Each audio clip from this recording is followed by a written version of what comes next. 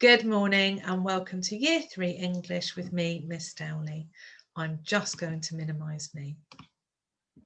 So let's start by writing the long date and underlining and the learning objective. I know what a diary is and why people write them, and underlining that. So our sentence level work today, we're going to look at fronted adverbials.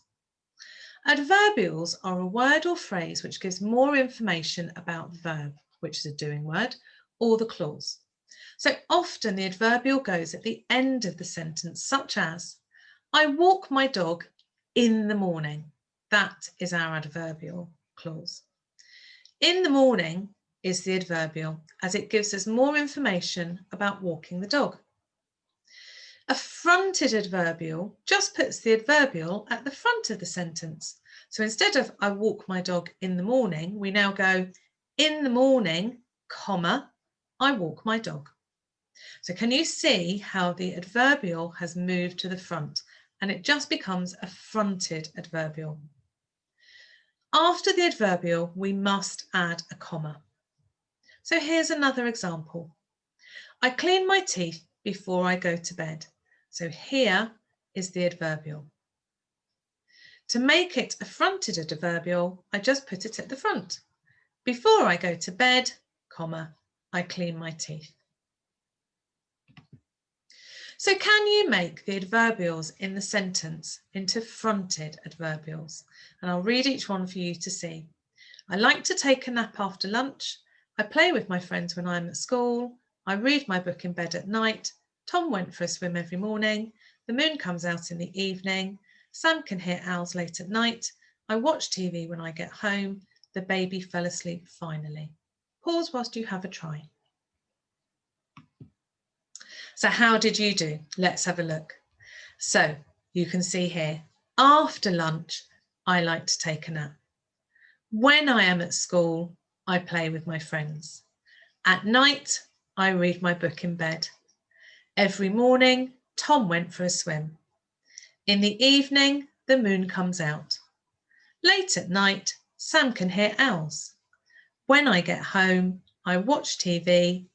Finally, the baby fell asleep. How did you do with all of those? So we're going to start looking at a diary. So what is a diary and why do people write them? So a diary is a record of key past events that the writer can go back to and read in the future. So why would you write a diary? Well, it's a bit like your secret friend that you can share your emotions with. You can reread old diary entries to remember moments in your life, and you can reflect on how you acted and maybe learn from your mistakes. So let's read an extract from 2 different diaries. And after this, we're going to be creating a toolkit for our diary writing. So whilst listening to these, think about who are the diaries written for and what features do we notice about the diaries? So here's the first one, Diary of a Killer Cat. 1, Monday. Okay, so hang me. I killed the bird. For pity's sake, I'm a cat.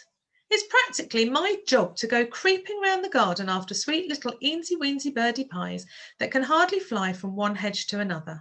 So what am I supposed to do when one of the poor feathery little flutterballs just about throws itself into my mouth? I mean, it practically landed on my paws. It could have hurt me. Okay, so I biffed it. Is that any reason for Ellie to cry in my fur so hard I almost drown and squeeze me so hard I almost choke? Oh, Tuffy, she says, all sniffles and red eyes and piles of wet tissues. Oh, Tuffy, how could you do that? How could I do that? I'm a cat. How did I know there was going to be such a giant great fuss with Ellie's mother rushing off to fetch sheets of old newspaper and Ellie's father filling a bucket with soapy water? Okay, so maybe I shouldn't have dragged it in and left it on the carpet, and maybe the stains won't come out ever. So hang me. So that was our first diary extract. And here's our second, The Abominable Snowman. Tuesday, the 19th of April. 8 o'clock, ski. 9 o'clock, prepare a glass of ice and ice. I must not use too much ice because it gives me a headache. Go out to hunt for a human and put him in the freezer.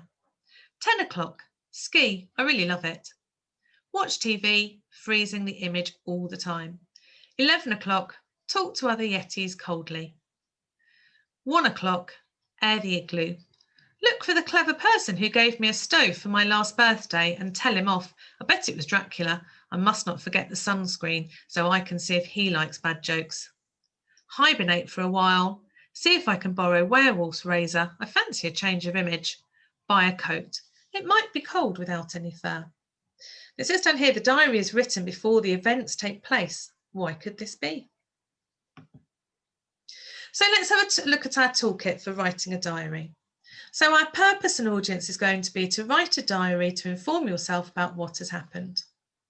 And the impact on the reader, we're going to be, the reader is reminded about what happened, the reader can picture characters, locations and monsters in their minds, they understand where and when things are happening, and they remember how they felt.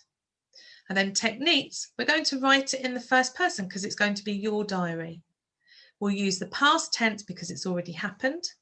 We'll use some expanded noun phrases to make it more exciting. We're going to put in some fronted adverbials. We're going to use some conjunctions such as and, because, but, or, after, since, before. There might be others you could try. And it's going to be a recount. It's going to be recounting the events, and the events will be sequenced. So get ready for tomorrow's lesson.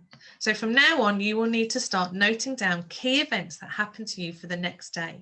So you could do 9 o'clock a.m. bedroom, I finished my book. 10:30 a.m. walked to the park, forgot my hat. But think, is brushing your teeth a key event worth talking about?